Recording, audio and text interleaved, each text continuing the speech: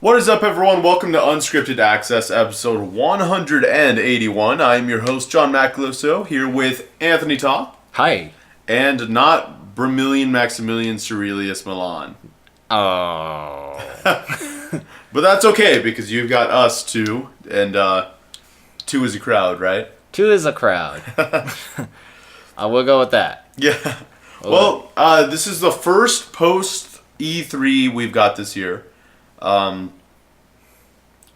just segueing off of that, let's just jump right into the news here. Jumping right into the news. So there's actually a rumors. It's called, what was it? Like offline instant action mode for Star Wars Battlefront. So it's sort of like a single player mode. Interesting, but it's still multiplayer. The new Battlefront does not have an offline mode, does it?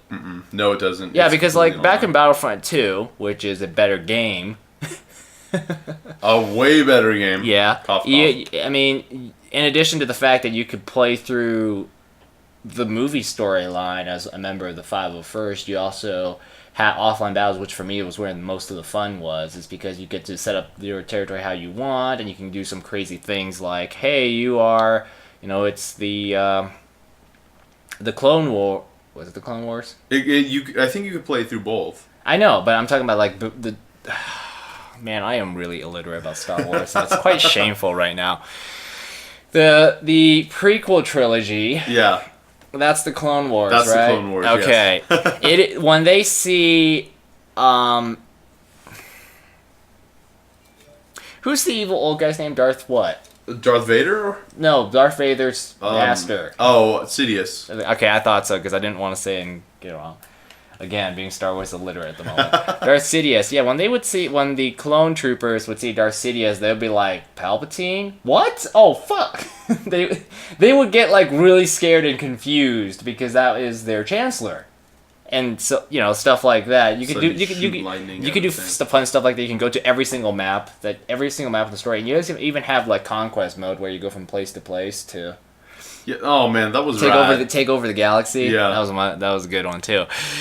Meanwhile, like really obscure locations too, like Dagobah. Yeah, I remember that. Crazy. That game was awesome. I remember what was that planet called? Naboo, the Emperor's homeland. Oh, that's right. Yeah, they did have Naboo. It's just like, oh, the queen is being a little rebellious. Well, we'll just take care of it. Yeah. Yeah. I actually was really bad at that game when I was younger because I wasn't very good at capturing points without dying constantly. And while and it had this BS thing where the enemy team had an unlimited amount of troops to spawn. You only have like 100, and once it hits 0, you're done. And I'm just like, really.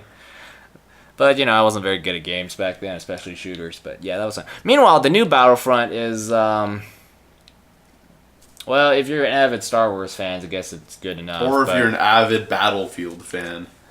Yeah, but even that... Everyone's, like, requesting, like, offline instant action. So, basically, that's saying you set up their place and troops and that kind of stuff. So, in my case, I would set maximum reinforcements on both sides. And heroes always available.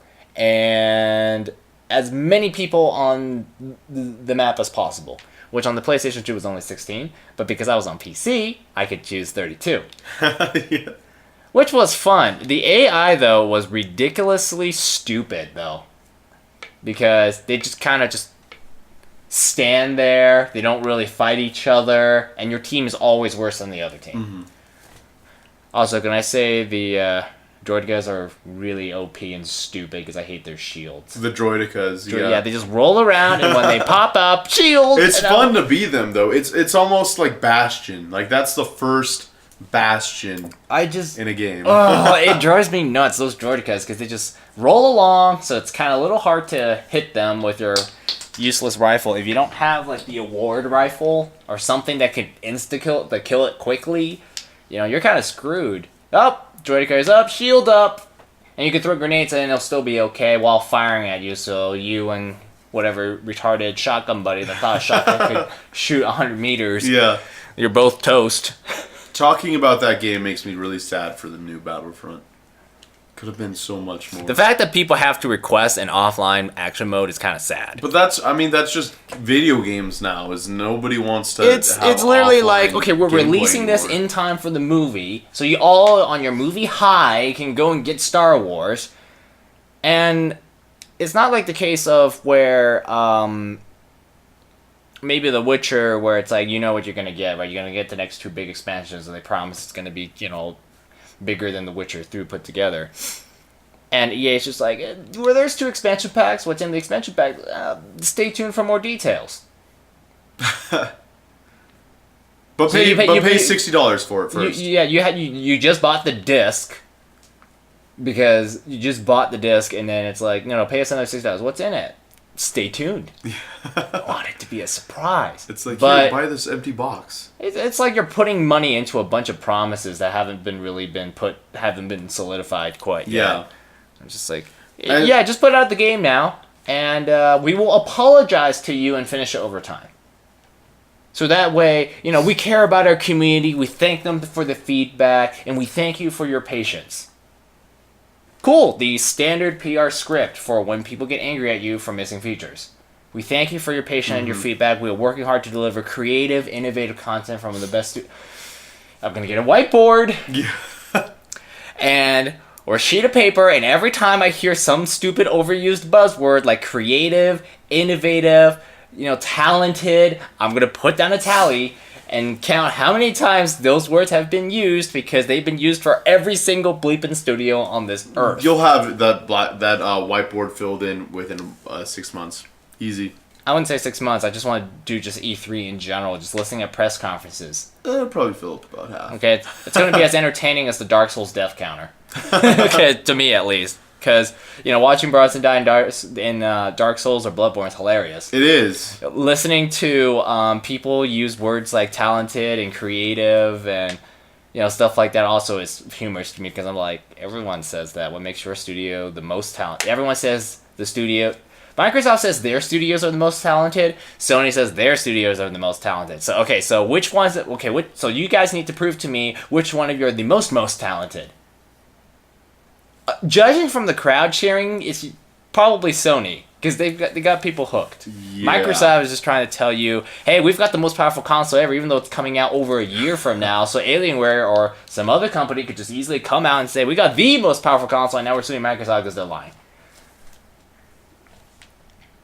I don't know if the lawsuit's going to happen, but it's just like, it's going to be the most powerful console ever. But the problem is, it's over a year away. It doesn't come out until holiday 2017. So I'm like, how do you know it's going to be the most powerful by then? I mean, at least Phil Spencer said, we believe it will be the most powerful console. But the video said the most powerful console ever. So, at least Phil Spencer kind of covered his butt. The video didn't. You have to pay attention to stuff like that. So, who knows? Maybe, Sony could, shove out PS5 by then, for all we know, considering the Neo is rumored to come out this year. Hey! Segue, and then we have to take a second to load it up. They say they might come out... I actually don't know if I have the news story, but I just saw some headline subtitle that said that. Ooh, you do? No, that's different. But, well, it works. It might come out this year, which makes sense, because the VR comes out this year, too. Yeah. What is it? VR comes October? That sounds about right, yeah. Okay, alright. So, Shuhei Yoshida, who's the president of Sony Interactive Entertainment, it's not Sony Computer Entertainment anymore, that's just, I haven't gotten used to that yet. He says the PlayStation 4 Neo will not shorten the PlayStation 4's life cycle, which I think makes sense, considering a lot of people that own PS4s that I know won't be buying a Neo anyways. So... okay, you're good there. Yeah. I mean, there's no point in... unless you want VR. That's the big... If you wanted VR and had $400 to spend on that VR headset, I think you would have had enough money to have a pretty beefy computer somehow. That's true. Probably had a better solution than to use PlayStation VR. I mean, yeah, that's probably the only way you can experience Final Fantasy 15 VR. I don't know if, and various exclusive VR titles on the PS4... okay, that makes sense. But if you have because $400 makes it more expensive than the regular PS4 itself. Mm-hmm. So if you're gonna buy a Neo and VR, you're about $800 in, which is still cheaper than, if you built a brand new computer for VR. Yeah. But at the same time, if you have that much money, you probably already have a halfway decent computer. Mine can barely run VR. Barely. Unless I somehow sink in that hole and buy another graphics card. Which that hole is sinking in TGA staff. Yeah. It is quicksand. I have just upgraded my computer. It's stuff that doesn't make it run any faster, sadly. It's just more like necessity things. So I bought a new case fan for it because the old one came with the original case when it was made at some HP factory in China in 2007. So I swapped it out for this. It's like a fluid dynamic bearing case fan. It's like coming. I don't know what it is. Normally people just know there's a sleeve bearing and ball bearing fans, but this is a fluid dynamic, which I'm like, okay. It was like $10. Oh, computer is quieter now. So really, what you mostly hear when the fan's revved up is just mostly air noise now, instead of air noise and the fan trying to work. Yeah. So it's nice. I also got a 4 TB drive because TJ stuff. Holy crap, we made a lot of stuff, so I needed more room to put it on. So 4 TB drive now. It's costing me like $130. It's a Western Digital Blue, same family of hard drive as yours. Actually, what it used to be a green series, but then they decided to make it the blue series because what the green series was just kind of like environmentally friendly, colossal storage options. Mm-hmm. But then they let's just put the green drives into the blue line. Yeah. So I didn't get a black edition because one, I didn't want to pay like an extra like $40 on top, and two, that thing's mainly my storage drive. And I also found that the high performance drives are noisy, and I am very noise conscious about my system, which is why I did buy that fan. So yeah, it doesn't really make my computer run any faster, but an upgrade's an upgrade. Yeah, I agree. It's quieter now, and I'm very happy about that because that means I can install The Witcher 3 again. I really am going to install The Witcher 3 again and play it this summer. I really need to play through that DLC. Because I'm just like, oh my goodness, that game is so good, but I never get to experience it to its full potential. And that's just a regular game. Can you imagine the expansions? I'd be like, I don't need a game ever again. I can just play overloaded, yeah. I'm just gonna spend the rest of my life in The Witcher. As if I didn't have Xenoblade Chronicles X sitting already, and I am going to get and Fire Emblem's showing up today. So it's not like I have like a bajillion colossal RPGs that will take me forever to finish. Yeah. That being said, I don't have to worry about Steam sales. Yeah. Segue again. That's exactly what I've been doing with my time. Well, Steam sales! They call it the picnic sale, but we just call it Steam sale, yeah. Or your wallet will cry sale, or cue in another overused, abused wallet joke. The second job sale. It goes on until 4th of July, so at 10 in the morning, which I think is a weird time to end the sale in the morning. Yeah. You normally end it at night. But no, it ends July 4th at 10 in the morning, so it's still plenty of time. So, yeah, I'm just going to look at the top sellers because, well, they're top sellers, so that's the stuff everyone's buying. It's also right on the front page. You just have to scroll down a bit to get to top sellers. So you can get stuff like Grand Theft Auto 5 for $36, which, how are people still buying that game? I don't know, but it's the highest selling game right now on Steam. It's the highest selling game as far as total sales in the last 2 years. If you were to count the sales of games over the past 2 years, of any game that came in the past 2 years, Grand Theft Auto 5 has the biggest number right now. Yeah. Because I don't know how people keep finding a reason to keep buying it. It's just how do you people not have the game by now? I purchased it twice so far. Maybe I should buy it on PC. I don't have it on PC yet. Yes, I thought about it too. But I mean, it would look very nice, but at the same time, I realized do I really want to go through that campaign again? Yeah. Because it's I've been through that campaign 3 or 4 times already. I don't need to go through it again, just slightly prettier. The reason I haven't gotten it is because of the next couple games here. So Doom, that's $35.99, right? Yep. And that's a new game. Yeah, brand new. It came out last month. Yep. So that's awesome right there. And it's a really good game too. Or at least it's fun. Fallout 4, which is there's a Bronson soapbox on Bethesda games. Yeah. I don't care at all about Fallout. Okay, so normally there are games that I care about or I wouldn't say care about, but games I don't care about or don't understand, but I can understand how other people find it fun. Shooters are a good example. For example, I don't understand Halo 3. Okay, it's just like everyone loves Halo 3. I just play the game. I thought, it's a shooter, or Call of Duty, Modern Warfare 2. Everyone people play it like crazy, and I'm like, okay, but I can understand how it's fun. Mm-hmm. Fallout 3, I have trouble understand. It's that rare game where everyone loves the game, but it's actually that rare game I fail to understand how. Okay, it's what's another game I don't like? Zombie games. I can understand how a zombie game is fun. I can understand how horror is fun. But I don't care about zombie games or horror games. I get it. I understand what the appeal is. It's just not for me. Fallout 3, I don't understand the damn appeal at all. Anything that people say, I have a counter argument against. It's just like, it's a huge open world. Yeah, wasteland. It looks so pretty. Brown. The shooting's so innovative. You got a shotgun to the face and you missed because RPG dictated your bullets, not your aiming. That actually is what the VAT system is. It's numbers dictating your aiming, not dictating the bullets, not your aiming. Which that would drive me nuts. It's just like, you have a shotgun. It clearly should hit. Your aim is good, but VAT puts numbers behind your bullets now, so you can actually miss because the bullets can actually change their trajectory or something. Yeah. What was I say about Fallout 3? Anyways, it's just I don't get it. I played the game and I was so bored because I actually love Oblivion and I like Skyrim. Maybe it's the post-apocalyptic wasteland. I mean, heck, I live in a city that kind of sits next to a wasteland, Nevada desert. I much prefer the Elder Scrolls to Fallout. Here's the thing: if they took the gameplay of Skyrim and put it with the world of Oblivion, that's like a 9.5 out of 10 Elder Scrolls game right there. Mm-hmm.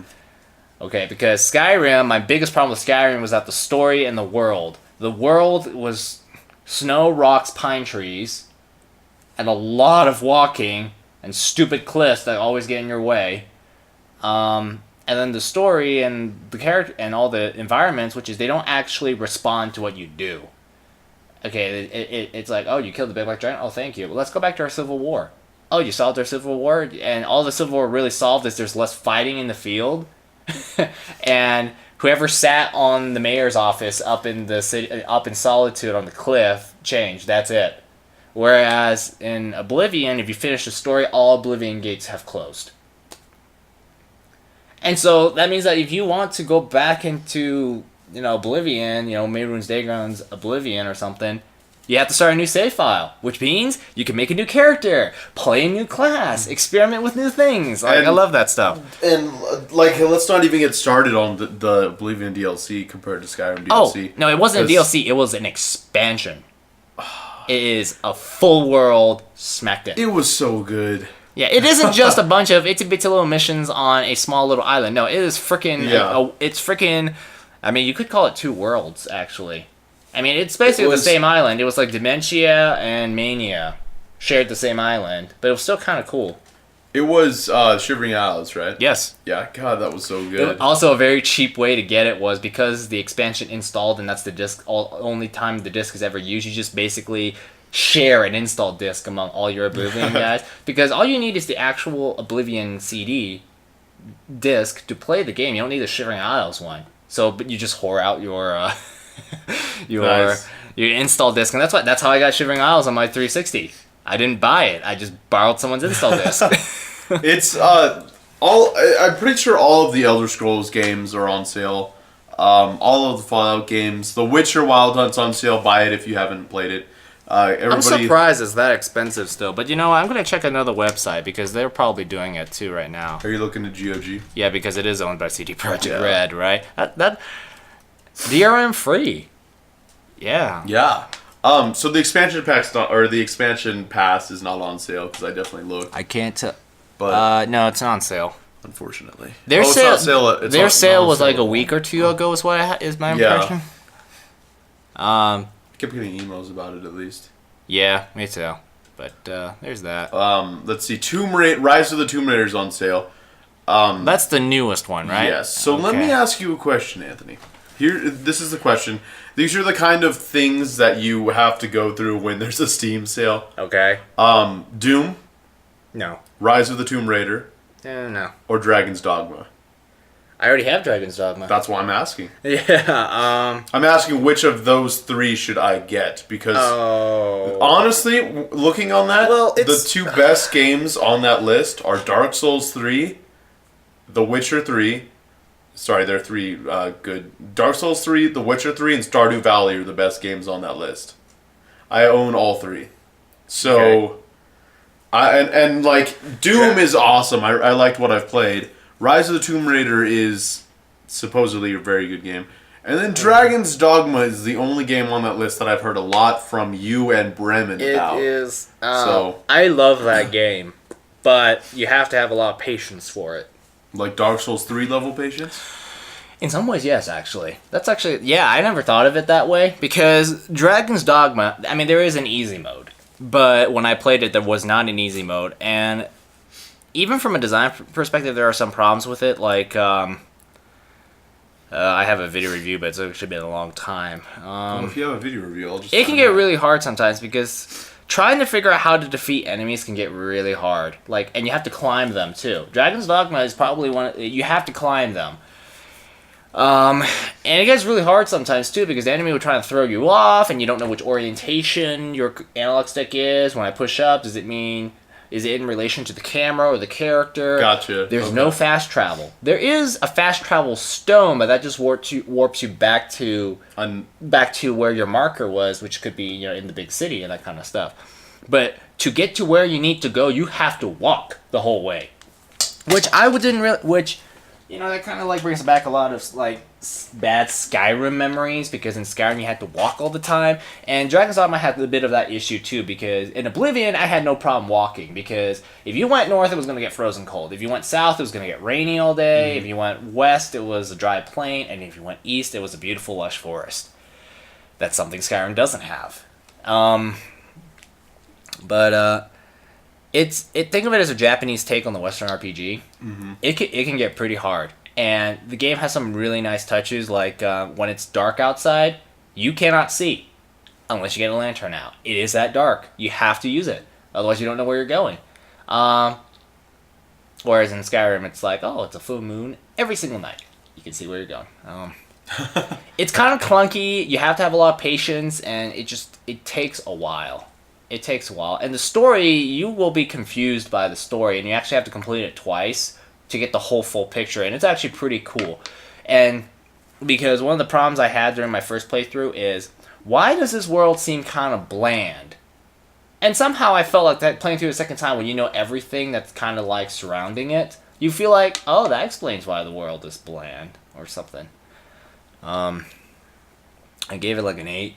But it's a Japanese take on a Western RPG. Funny enough, the producer of that game made Resident Evil 6. Now here's the thing. Okay. Dragon's Dogma, surprising success. Resident Evil 6, not so much. Sold way more.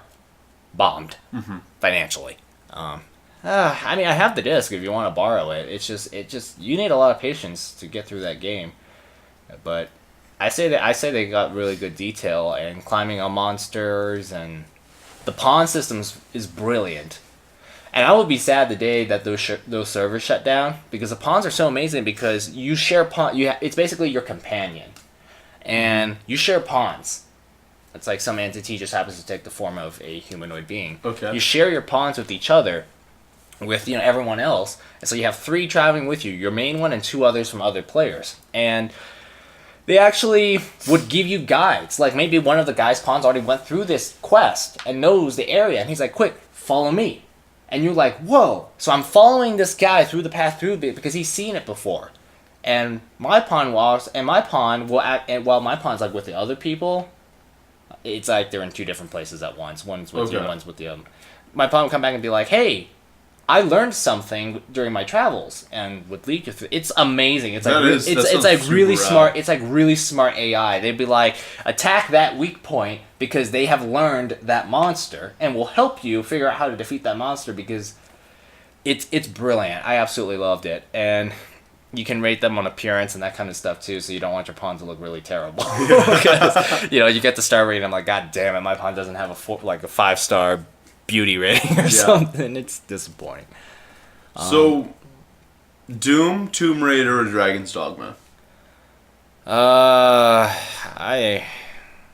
probably would say Tomb Raider because Doom, I'm not a shooter guy. Dragon's Dogma, man, you have to be kind of like a bit of a specific player to play that game because it didn't sell in huge numbers. It's not like a Skyrim or a Dragon Age where just about anybody can pick it up and enjoy it. It's like you kind of have to have like a bit of a special mindset to like love Dragon's Dogma. Heck, like Dragon's Dogma is one of my top 10 games of the last generation. That's how awesome it is. And I have weird taste because Driver San Francisco is also on that list, and and people are probably wondering why I would put that kind of driving game on my top 10 from last gen. Only a lot. Yeah. Well, anyway, but Tomb Raider I think is the most agreeable. That is a shooter that gave me motion sickness. Dark Arisen is it's like an expansion, but I never actually got it. Well, that comes with all the DLC. So, apparently the original. And here's the other problem too. And I hate it when games do this. One save file. And when you finish the game, you cannot like go back and redo any of those quests until you start a new game. Yeah. So it just kind of loops around. So that's an annoying feature. And if you start a new game, it kills your old progress. So, that sucks. Well, anyway, guys, that's the Steam sale. Check it out because there's more in here, too. there are like 13,000 games. The Steam controller. Steam controller. Okay, I guess that is a Steam sale technically. Hey, Rainbow Six Siege. $30. It's a good game if you want. It's so much better when you're sitting in that demo with the developer than it is when you're actually playing. That was badass. NBA 2K16 is $12. Yeah, for those who didn't get that on the PlayStation. If you have a PS4, you can get it for free. Yeah. By the way, the NBA Finals game is ridiculous. Yeah. What the hell? What the heck just happened? Claps. It's like, what the heck did I just hear? Oh, you know what? There's another one, XCOM 2. I really like the XCOM, the first XCOM. Mm-hmm. So, or maybe it's not the first, but the last one. XCOM 1? Yeah. Yeah, I failed. I failed after about an hour. I really like that. How much is that? That one's 36. XCOM 2 is like 36. Okay. Hopefully they fixed out the bugs. Yeah, South Park. I bought that yesterday. You get Skyrim for $10, but they probably have the Legendary Edition. I think is like 27. Yeah, so might as well get that better if you don't have Skyrim. The special edition one that they showed at they had a video of at E3 I find it entertaining, not in the sense that hey, it's awesome, Skyrim looks better on consoles. Mm-hmm. It's a case of the PC community's got this a long time ago. I mean, then that's why they're giving it to everyone for free. Well, it's just like just take the 360 PS3 game and put it on max settings. That's basically it. Yeah. And if they did redo the textures or the sound or anything like that, well, the PC community had already dumped out like super high res textures for the game already. Definitely. So, Oh, and all the DLC, all the Bethesda release DLC for that game is included in the special edition. I don't know how much it's going to come out for, but at the same time, I have it on PC, and you can just plug in your Xbox One controller, and it automatically recognizes it. So I don't really need to buy it for a console anymore because my computer can just do it for me. Exactly. And it looks great on my laptop, so there's portable too. Elder Scrolls Online is $20. I don't think there's no subscription fee. You just pay for the game and then you're good. If you like racing games, Project Cars is $15. I like that. I was going to ask you about that. I like it a lot, but again, it's kind of like a little bit specific because I don't drive race cars. That game's car roster is like 70% race cars, but I drive only road cars. Because race cars to me are just kind of boring because I don't see a dashboard. I don't see warning lights to tell me my engine's going to explode because it's overheating. No, Project Cars, I don't get it. I played Gran Turismo Sport, GT Sport at E3, like 2 weeks ago, or a week and a half ago. And I played it and I'm like, after playing Project Cars so much, I played Gran Turismo and I'm like, this is a baby simulator. It's easy, it's gentle. There's no force feedback at the wheel. There's no I'm gonna murder you if you fuck up kind of thing. Because that's what real racing is like. You mess up, you crash, really hard. But anyways, in Project Cars, I like driving road cars a lot, and it's really cool too because Project Cars is one of the only few racing games that I know that actually simulates temperature on the car. Because when you race a car, it's naturally gonna get hot, and if it gets too hot, your engine dies.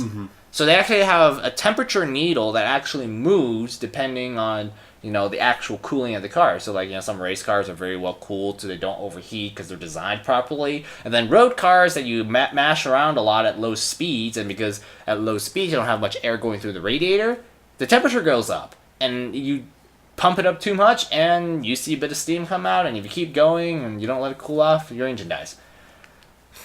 I like that. The previous game I ever played that ever did that thing was like NASCAR Racing 2002 season, and they actually did that too. Is it that hard to simulate temperature in your so-called simulator? I even play racing simulators where the gauges are just like middle. They don't ever move. It's good to know that, in what's that game I played? It's good to know that in Forza Horizon 3, my oil pressure is always at 75. Always dead stone frozen at 75 psi.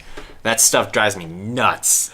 It's just like, we're in the future and all you people can animate is a speedometer and a tachometer. That's it, just 2 needles.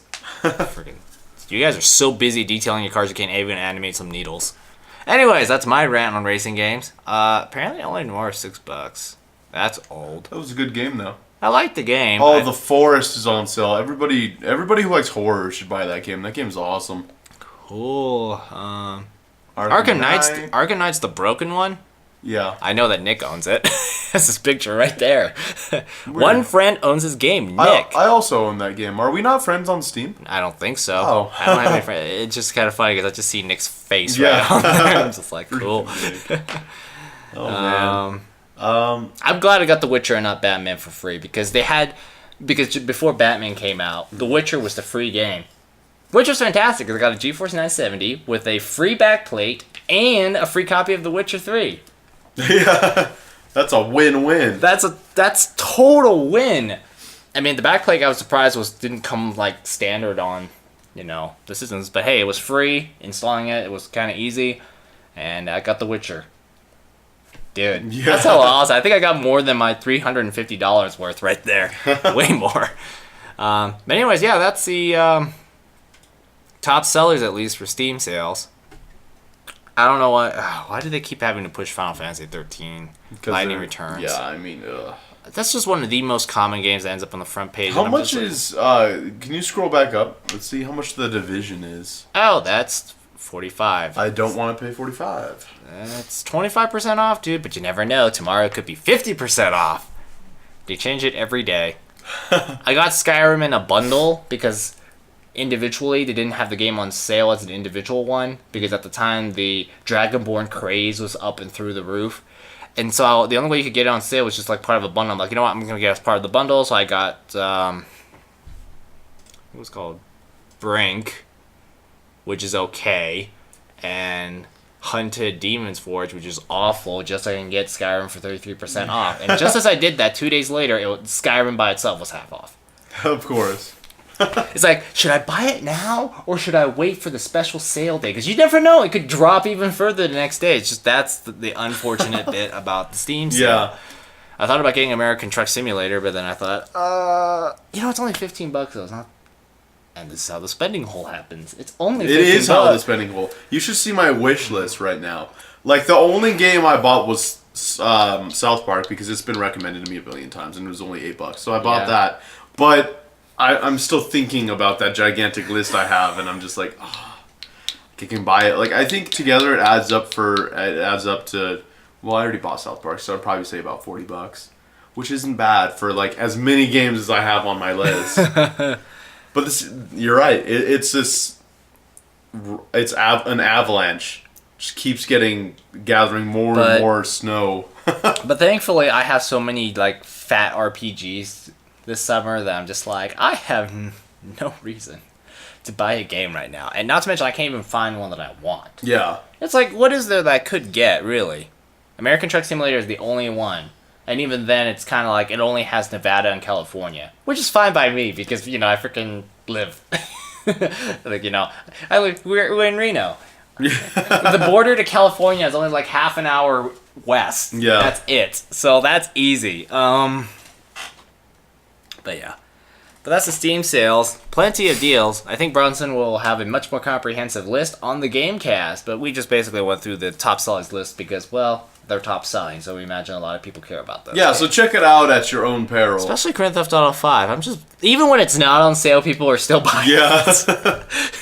I don't get it anymore, but, you know. But yeah, okay, cool. So, that's the Steam sales. Oh yeah, I did have the article for this one. For the PS4 Neo may come out this year, which wouldn't surprise me because VR comes out that same time. Yeah. No. Okay, so in news that would get me and Bronson ultra, super, mega, awesomely excited. Yeah. Nice. The Platinum guys teased that maybe they could be in Okami 2 and Bayonetta 3. Now, the Okami team at Capcom would eventually become PlatinumGames. It consists of a lot, so the Beautiful Joe guys, all that kind of stuff. Yeah. Which is kind of why the 1-for-101 may have some characters that look sort of like Beautiful Joe. But that's what ultimately happened. I don't know if Okami 2 may happen, because they need to get the rights out of Capcom. But Okami is a great game. It's very artistic. The only problem I had is that sometimes... Okay, I sucked at drawing. Maybe that's my fault. Okay, sometimes my circles will look like elongated ovals.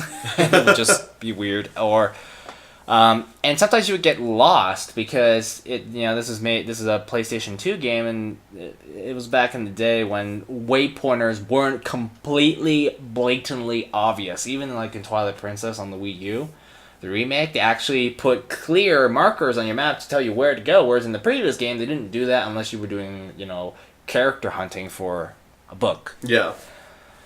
But Okami, I think it's a great game. Aside from the fact that we got lost a little too often, got bored a little too much because we got lost. Yeah, but it's a great game. Bayonetta 2 is freaking awesome. Yeah. So Bayonetta 3, by all means.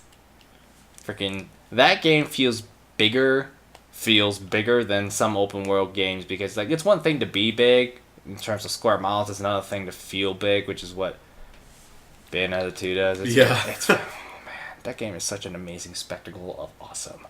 Wonderful 101 is too. So if you want a giant spectacle of awesome, whether it is corny or awesome, PlatinumGames got it. Wonderful 101 is amazing. It's the Saturday morning cartoon. Yeah. That's why I love the Wonderful 101 so much, because it's a Saturday morning cartoon. And I haven't watched a Saturday morning cartoon in 15 years. Since the Wonderful 101. Before that, though, I haven't watched an episode of a Saturday morning cartoon since 2003. Oh man, do I feel old? But we all get to look forward to that. Hopefully, a tease doesn't necessarily mean it's happening. But he's the boss. I mean, when the boss says it actually is more plausible than some developers saying. Yeah, that's fair. Oh, we thought about it. Stuff like that. But hey, that's Oh, and he also says there are other skill bounds in our heads too, which kind of worries me because I was not bored at the Microsoft conference, but the only game that actually made me nod off a bit was actually Scalebound. Yeah. Which is worrying because I want to really like PlatinumGames. And Scalebound, dragons, that's cool, but yeah, it just doesn't look interesting, to me at least. It's just that demo just kind of bored me. Which is the only boring thing, which is kind of sad because I didn't want to say that was the most boring part of the press conference, but everything else kind of kept my attention at least. But yeah, speaking of the Xbox press conference, I did not intentionally segue that, by the way, because the Xbox Play Anywhere was announced at the press conference, and I thought it would be important to at least know what games you could buy. Oh yeah, definitely. Cross-platform so you can get on both, because I thought about getting Quantum Break. I think that's what it's called, right? Quantum Break. It's that new Remedy. Yeah, the time bender, right? Yeah, the time bending thing. Because I thought about buying that game, and it's on sale on PC and Xbox One, but I didn't know if that was on the Play Anywhere, and I did a Google search, and I couldn't find anything, at least from a glance. Yeah. So here's the list of Xbox Play Anywhere games that they currently have. Let's see. There's Crackdown 3, We Happy Few. Oh, by the way, We Happy Few. Looks incredible. I think so. Because that same day, Nick and I were watching the WWDC, so it's the Apple Developers Conference. Mm-hmm. And somehow I just realized, hang on, there's a reason why there's that strange creepiness that their happiness just seems so kind of like a little bit of a brainwashed nature. Because when I watched WWDC, they were coming out and they were like, I get to use HomeKit. See, these text messages are so awesome. Whoop, bam, cool. I wouldn't call it Connect terrible, but at the same time, it's like, how could you like find every single... I mean, I understand it's marketing and I'm sure everyone knows that, but at the same time, it's just kind of like they're smiling like, you know, that creepy... Yeah. you know, It's not kind of like... Are they being serious, or are they just kind of like... It's kind of like that strange, creepy, brainwashy happiness. Which is what We Happy Few reminds me of, actually, when I thought about it. Because it's like the whole, oh no, I don't feel good, joy pill. And that's why I sometimes feel about the people on Apple, because they're always smiling about everything. And they're just like, this will revolutionize the world. And I'm like... And then I realized, this looks like Grand Theft Auto 5. Wow, Grand Theft Auto did a great job parodying this stuff. Their presentation style. So basically, oh yeah, by the way, so I might as well so for those who don't watch the WWDC, for those who have iPhones, I imagine the most commonly used practical feature that I noticed is that, so your messaging app, you can now emoji by tapping on the words. So you can just flat out emoji my text. Really? iOS 10 when it comes out. Oh, okay. And they announced this feacher. It's in beta right now, so you need to be a developer to get the beta. But iOS 10, when it comes out this year, will have, you know, pimp my text via emojis, because emojis are big right now, and because I'm not that huge on texting, so you can just like emoji by tapping words on the screen. And I'm just like, really? And then you can like hide the text on the screen. I think that's okay, so you want to send like a covert text message that, you know. If you don't, how do you say this? I imagine fewer breakups will happen thanks to that feature. And you can make your text messages have animations now, so you can go like, wha-bam! Interesting. Yes, Bronson, you can totally use that feature. Wha-bam! And I'm just like, oh my god, my text messages have now become less like words, but more like a giant emoji, an emoji clown show now. Anyways, that's my rant on the... new messaging things. But anyways, that's what we Happy Few is. It's just like that forced happiness, the drugged up happiness. That's why I sometimes feel when I looked at some of the executives, because they're so smiling about it. It's just like, we all worship Apple kind of thing. And I'm like, yep, that sounds like you guys probably took the joy pill. Halo Wars 2 makes sense. It's coming out. State of Decay, Scalebound, Sea of Thieves. Bronson can play it on his Xbox One or on his PC if they share the same Xbox storage cloud, which would be nice because that storage cloud's actually free. Unlike PlayStation, you have to pay. Yes. So that's actually something that's awesome there. Ark, Everspace, The Calling, Slime Rancher, Cuphead. That hasn't came out yet. No. That's cool. Yeah. Recore. Forza Horizon 3. That's awesome. Killer Instinct, which it's been on the store for a while, actually. Yeah, this makes me happy because I bought all the characters from Season 1 a long time ago, so I don't have to rebuy them. Phantom Dust still exists. Wasn't that canceled? And Gears of War 4. So awesome. Quantum Break is not on the list yet, so that's good because I don't want to waste my money. Yeah. By the way, the Xbox One backwards compatibility list has grown to 200. Nice. Portal 2, being one of the most notable games, is Portal 2. So, that's nice and all. So, would you like to look at a really awesome picture? Yes. Cool. Absolutely. Oh, that's a pretty picture. It's basically an awesome piece of artwork from Breath of the Wild. Breath of the Wild. I've been saying Breath of the Wind for how long now? I feel kind of bad. Anyways, Breath of the Wild. I wish you guys could see this picture. I'm sure you all already I'm going to wallpaper this. I'm sorry. I have to wallpaper this picture. It's amazing. I haven't changed my wallpaper in years because it's a piece of Dragon Age 2 concept art. And now I can change it to a piece of Zelda concept art. Oh, man. When I watched the trailer of this on YouTube, apparently the two things people were knocking this game against. One, it doesn't look that good. Like, graphics tech-wise. Okay. And I'm like, well, that's more on the fault of the hardware people than the software people, because this game is made by software people. Okay, if you want to blame the Nintendo hardware engineers for making the Wii U underpowered and being like all weird with its asymmetrical tri-core PowerPC processor that can trace its heritage back to a 97 Mac, Okay, by all means, you can go ahead and do that. But the software team can't do anything about that. They just have to work with what they have. And if it does look that bad, then you can buy it on an NX, where you can probably play it in 4K if Nintendo does go that route. I think the game looks gorgeous. Personally. Oh, man. And then the other thing that people knocked it about is, they basically took a chapter out of Skyrim. They copied Skyrim. If we want to play that game, every open world game, whether it's an open world shooter or anything, that can trace its roots back to the original Legend of Zelda. Because that was the first game that actually kind of had I think that was the first game that kind of had like a big world with like, connecting maps and all that kind of stuff. So if we want to say it's a copy of Skyrim, then Skyrim's a copy of another game, which took inspiration from another game, which took ideas from another game, all the way back up to the original Legend of Zelda. I don't understand how it even looks like Skyrim, because I don't remember Skyrim having a giant magnet as an awesome gadget. Yeah, no. I don't... With mods, yes, but... I just don't get the comparisons to Skyrim. I mean, other than the fact that, hey, you get to walk anywhere and blah, blah, blah. It's a much more expanded world, but that doesn't mean it's a Skyrim knockoff, because then you might as well say, Dragon Age and Skyrim and The Witcher are knockoffs of each other.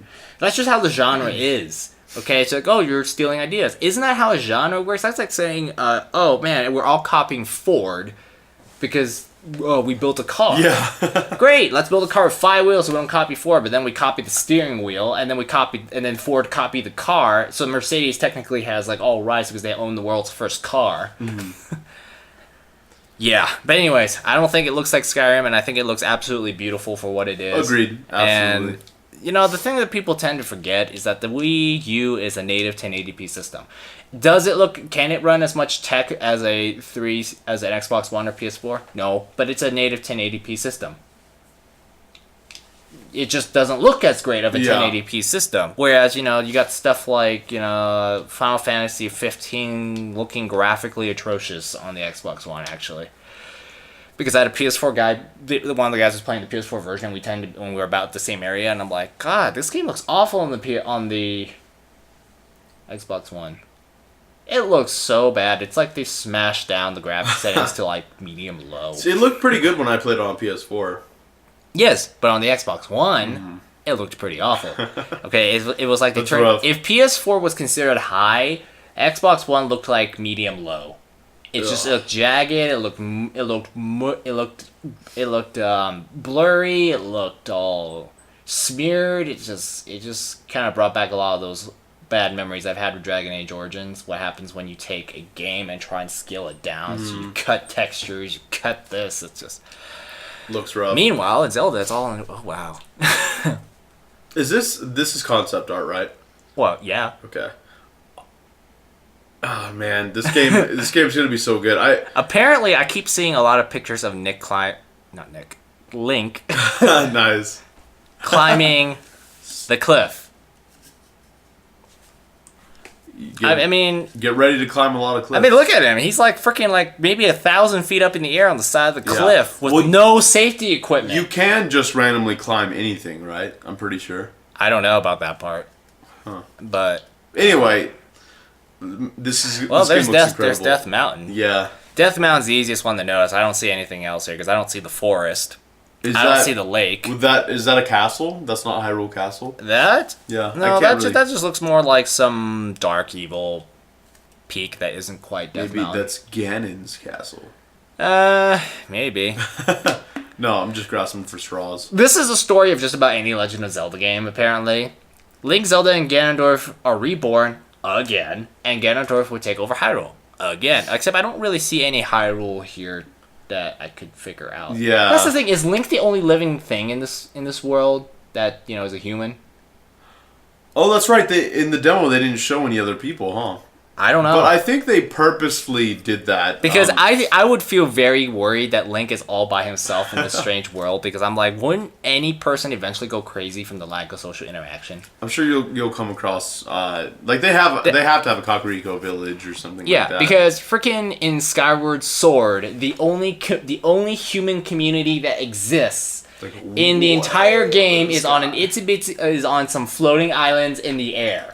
There are no other humans in the entire frickin' world of Skyward Sword. That game is kind of really interesting because you find out that that giant hole in the ground was basically the island that was floating up in the air. It's like, well, we need to beat Ganondorf, so just drop the island into that hole.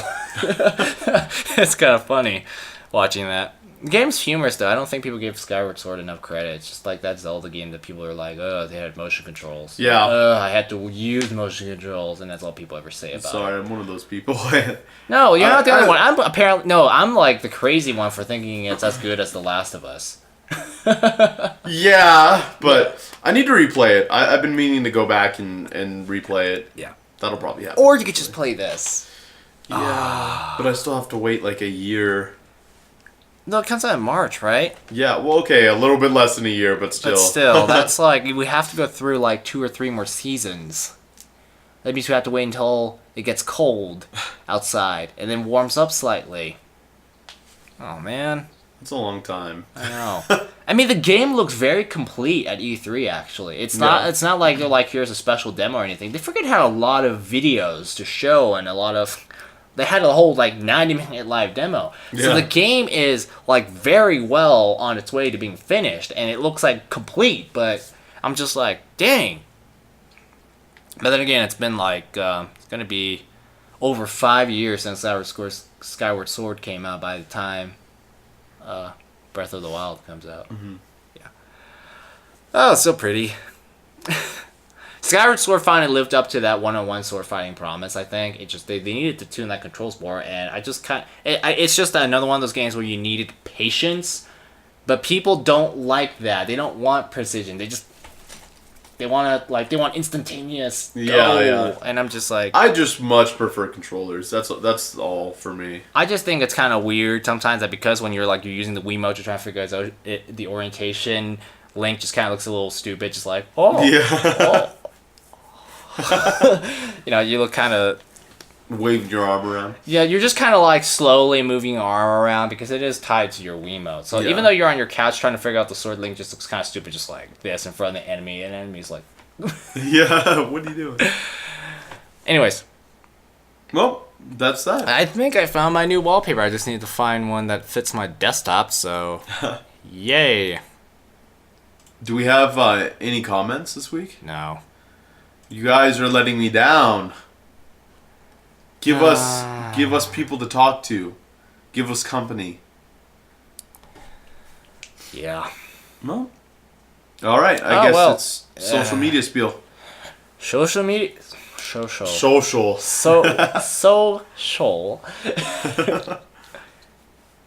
My typing experienced similar levels of gaffes recently. So. Yeah.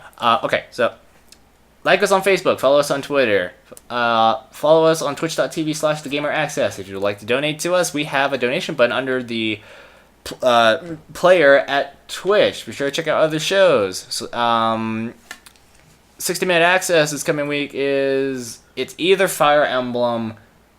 It's not Fire Emblem. It's Tokyo Mirage Sessions #FE. Okay. Oh my goodness! How is that game even Fire Emblem? Because it's Shin Megami Tensei cross Fire Emblem, but you look at it and your first impression is it looks way more Shin Megami Tensei than any Fire Emblem. Until I actually saw like 10 seconds of gameplay on the screen they were demoing at the Zelda booth, and it's like, oh, they had weapons that resemble Fire Emblem weapons. Okay, I guess. Super Mario Goes Go Playtime. We recently snuck through the Gerudo Fortress and met some really strange carpenters. Yeah. He's getting towards the end there. Yeah. Next up is the what was it? It's the desert. It's the desert dungeon. Yeah. Spirit Temple. Yep, it's the desert dungeon. And playing God this past week is Rosalina from Super Mario Galaxy. And the game cast. The previous episode, they graded E3 and talked a lot about Overwatch. And apparently I read on the text that Bronson called you out on building a new computer. Yeah, he called me out on building a new computer.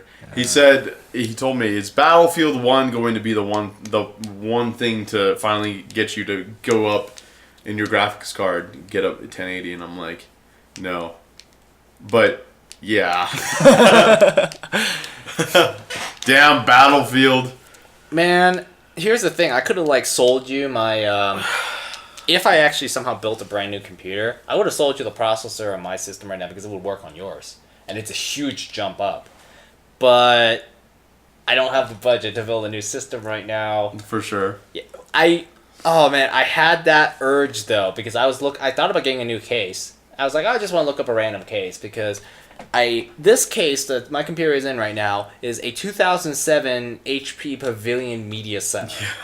Okay? That's my case right now because when I built this computer back in 2011, I had a budget of $800 and, well, computer parts weren't exactly as cheap as they are now where you can actually build a pretty decent system.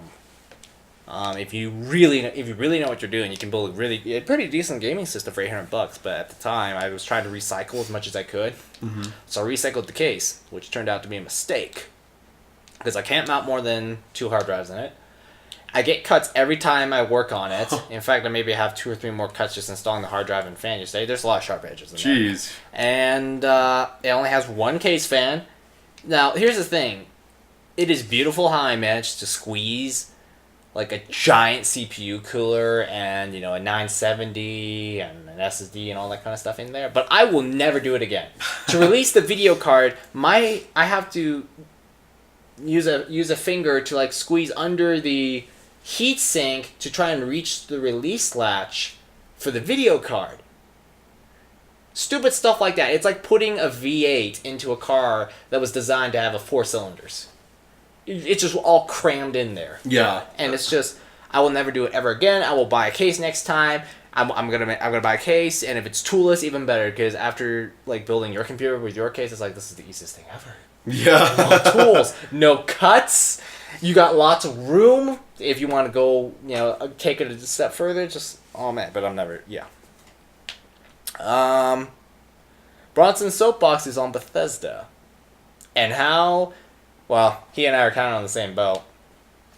He and I don't understand why people are so crazed about Bethesda games to the point where, when Dragon Age, I wouldn't say Dragon Age, but you know how when like a game has a lot of bugs where you can't play it or it breaks the game and you can't quest anymore? Mm-hmm. Like Oblivion's notorious for this, and Skyrim to a lesser extent but still there.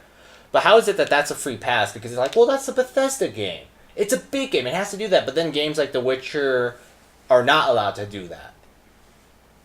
I would say the same thing applies to Dragon Age. It's just like Dragon Age had a lot of bugs when it came out. In fact, like when I got the game like 3 months after it came, like 2 months after it came out. I looked up the patch notes on the PS4 menu. Page after page of patch notes. Yeah. I'm like, this is, oh my goodness. But it's an open world game. It's supposed to be buggy. I don't know about you, but The Witcher, with the exception of The Witcher crashing on me like every 45 minutes or something like that, or an hour, which I hope they fixed that. They definitely did. The game's not that buggy. Because here's the thing. That's how a Bethesda game is. Yes, but it still detracts away from my fun. Because it stops me from enjoying the game. Especially Skyrim on the PS3. It bogged down the longer you played it until it eventually crashes. And the more you saved, the more bloated your save file, the slower the game runs. Yeah. And Bethesda released various patches, and I don't think it's been entirely resolved still. Oh, and by the way, the loading times are atrocious.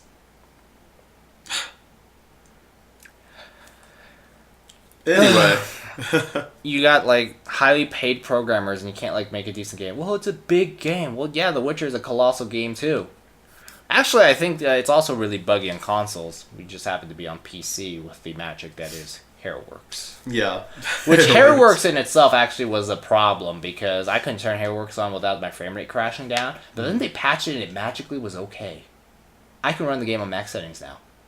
I'm like, wow, that's pretty cool. The Witcher since then has had a bajillion patches to the point where the patch itself is like maybe 2 gigabytes right now. It's a huge patch. It's very rare when you have a company working so hard to make sure that their game is as good as it can be. And then they started giving everybody that free DLC for a while. Which I didn't get because I didn't have it on a client. I downloaded it as its own separate game, DRM free. Okay. But I didn't have like a good old games client to get the free DLC. But I'm not like bothered by that because The Witcher in itself, it's like, who needs DLC? Yeah. Apparently I will after I finish it again and want to play the expansion. Which, by the way, the fact that you, like, the moment you said you get to own I think it was Bremen? or you, I don't know, it was either you or Bremen that said you get to own your own winery, and I'm like, what? Yeah, that's kind of rad. Well, anyway, anything else? Shows? BioWare reviewed its female hero first. Huh. People wanted to create their own characters, customize them, and we're embracing that? Oh, okay. I actually played FemShep during most of Mass Effect, to the point where a Mass Effect 3, I flipped. So, you know, like the cover paper, I flipped it, because one side is Dude Shep, the other side is FemShep, so I'm like, yeah, sure, why not? I'll just flip it. Because it at least adds a little more variety than that same military guy walking away from disaster behind him, pissed off with a gun in his hand, or some kind of weapon, which in this case was the stabby knife hologram thing. Anyways, yeah, that's the spiel, I think, for the shows. Well, all right, guys. Thanks for joining us this week. A little bit of a slower week, but get on that Steam sale. Buy 8 billion games. For $1. It's only $1. Play them all, and then we will see you guys next week. So, have a good week, guys. Bye.